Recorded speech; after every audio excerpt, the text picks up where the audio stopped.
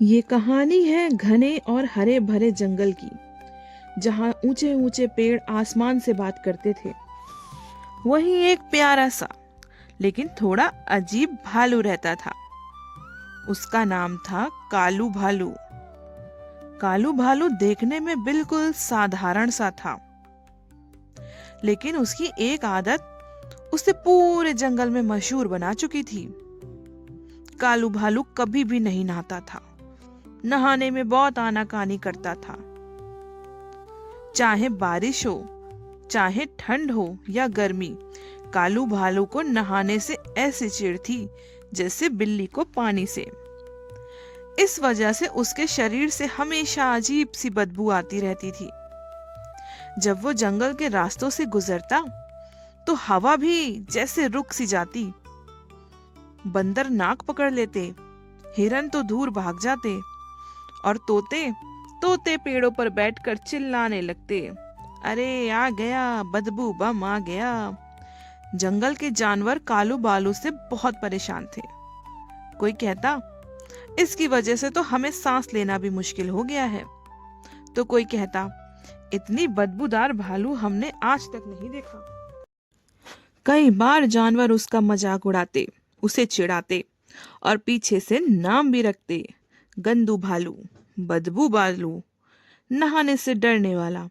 लेकिन हैरानी की बात यह थी कि कालू भालू किसी से लड़ाई नहीं करता था और ना किसी से गुस्सा करता था, ना किसी से बदला लेता। बस हल्की सी मुस्कान के साथ अपनी मस्ती में आगे बढ़ता चला जाता था, क्योंकि कालू भालू का दिल बहुत अच्छा था और सबसे बढ़कर वो अपनी माँ से बेहद प्यार करता था, क्योंकि कालू भालू अपनी माँ का सबसे प्यारा बेटा था। कालू भालू की माँ, जिसे सब प्यार से भालू माँ कहते थे, जंगल की सबसे समझदार और सबसे प्यारी माँ मानी जाती थी।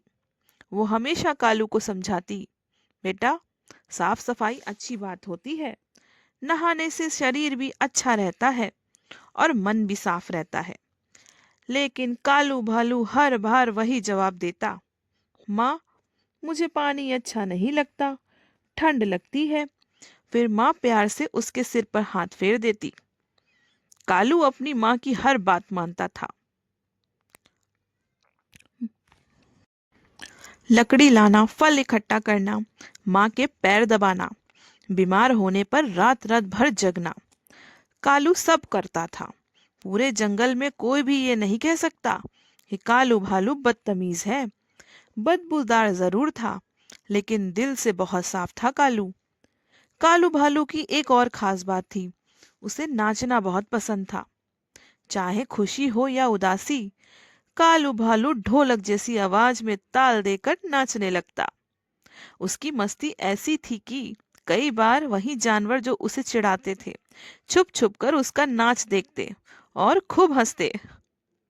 लेकिन सामने से कोई तारीफ नहीं करता, बस सब उसका मजाक उड़ाते। कालू भालू ये सब समझता था, फिर भी किसी का दिल नहीं दुखाता। वो सोचता, शायद मेरी बदबू की वजह से लोग मुझसे दूर रहते हैं, लेकिन मैं बुरा तो नहीं हूँ। एक दिन जंगल में बड़ी मुसीबत आ गई। कई दिनों से बारिश नहीं हुई, नदी सूखने लगी, तालाब में पानी कम हो गया और जंगल में आग लगने का खतरा बढ़ गया। सारे जानवर परेशान थे। शेर राजा ने सभा बुलाई। सब जानवर इकट्ठा हुए, लेकिन जैसे ही कालू भालू आया, कई जानवर पीछे हट गए, नाक बंद करके। फिर भी शेर ने कहा, आज मजाक का समय नहीं है, हमें जंगल बचाना है। तभी खबर आई कि पहाड़ की तरफ आग लग चुकी है और हवा चली तो पूरा जंगल जल सकता है।